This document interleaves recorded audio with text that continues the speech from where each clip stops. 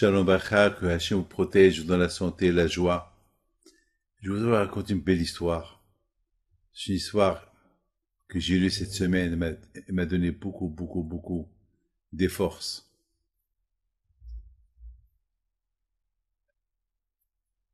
Vous savez, ici en Israël, il y a des maisons de Torah. Il y a des maisons où le grand-père, c'est un rabbin, le fils, c'est un rabbin, le petit-fils, c'est un rabbin. Ils sont tous dans la Torah. Ils connaissent rien du tout. Il y a des familles qui sont tous dans les collèges, les yeshivot. Alors, il y a un monsieur qui raconte l'histoire de son frère. Son frère, il s'appelle Moshe. Il était à la yeshiva. Et c'était un génie de Torah. Et le papa, aussi, il est à la yeshiva. Alors, chaque soir, les deux vont discuter Torah. Les deux vont discuter Torah. Ils discutent jusqu'à 1h du matin. Et malheureusement, un jour, le jeune Moshe, qui a 19 ans, qui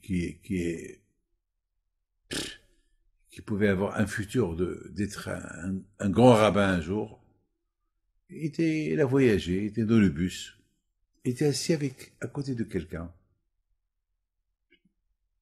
C'était un voyage de 2 heures. Il devait aller à Méron. Et le monsieur, il n'était pas religieux, il voyait un film un peu sale. Donc, le Bahou Yeshiva, le garçon qui était à côté, il a tout fait. Il avait une petite Gemara. Il a tout fait pour ne pas voir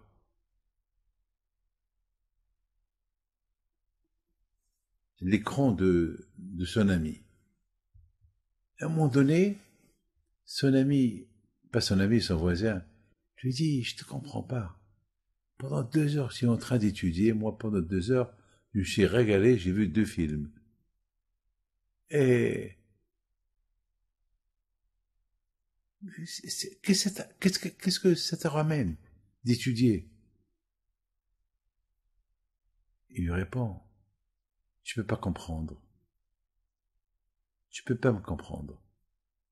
Alors l'autre, il lui dit, ben, toi aussi, tu peux pas me comprendre. Dommage que tu essaies pas avoir un iPhone et voir un peu ce qui se passe dans le monde. C'est dommage pour toi. Cette phrase, n'oubliez pas, ce jeune-là, c'est un génie. C'est un tzaddik, mais c'est un génie. Cette phrase, il lui restait dans la tête. Qu'est-ce qu'il y a dans l'iPhone? On dit c'est pas bien, mais je veux savoir c'est quoi les dangers. On parle du danger de l'iPhone, c'est quoi? Donc, il a amassé de l'argent, il s'est fait acheter un iPhone. Il était tellement intelligent, il a compris tous les combines de l'iPhone, et malheureusement, il a changé. Il est devenu très attaché. Il se cachait dans les toilettes. Il n'allait plus à la yeshiva. Il voyait les films. Et, enfin, son père, il a commencé à voir que son fils, il commençait à tomber. Un jour, son fils, il lui dit, papa, tu m'excuses, mais je fais plus Shabbat. Je fais plus ça, je fais plus ça, je fais plus ça. Comment? Mais tu étais... Comment? Papa, ne pose pas de questions. Là, papa, simplement, je vais te dire, j'ai fait mon passeport et je vais aller au Thaïlande. Je vais aller comme tout le monde, comme tous les Israéliens, je vais aller un peu me promener. Et le pauvre papa, il ne pouvait pas supporter. Il tombait malade. Gravement malade. Il avait la maladie. Le chagrin, il tue, hein. Ses enfants, les frères, ils ont appelé Moshe. Il dit, papa, il est malade à cause de toi. Eh ben, réfléchis chez le main, qu'il soit en bonne santé. Mais viens le voir. Non, je peux pas. Le père, il voyait que ses jours approchaient. Il a réuni ses enfants. Je vous en prie. Je veux pas mourir avant que je voie Moshe. Au moins que j'étudie avec lui.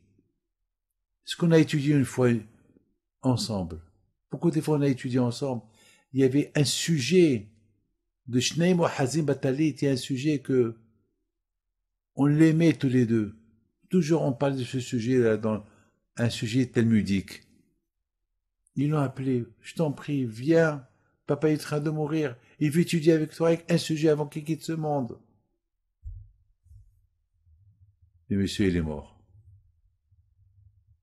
Et bien sûr, avant de l'enterrer, ils ont commencé à faire des espédimes. Et pendant le espédim, il y a Moshe qui arrive, avec un blouson, cheveux longs, petite kippa sur la tête. Il avait les cheveux frisés. Il a pleuré. Il se met devant son père. Papa, je sais que tu aurais préféré que je vienne étudier avec toi vivant. Mais lorsqu'on m'a dit que tu avais envie d'étudier avec moi, alors voilà, j'ai apporté avec moi mon livre. Voilà, je vais étudier avec toi maintenant. Mais je sais que tu es vivant. Je sais que tu m'écoutes. Mes amis, ce monsieur-là, il a fait une grande échouva. Pourquoi je raconte cette histoire? Pour vous dire combien il faut faire attention avec vos enfants, les téléphones. Je sais que vous avez besoin de téléphone pour le travail, mais vos enfants, ils ne cherchent pas le travail, ils cherchent autre chose. Il faut faire attention. Le bon Dieu vous protège, vous donne la santé. Amen.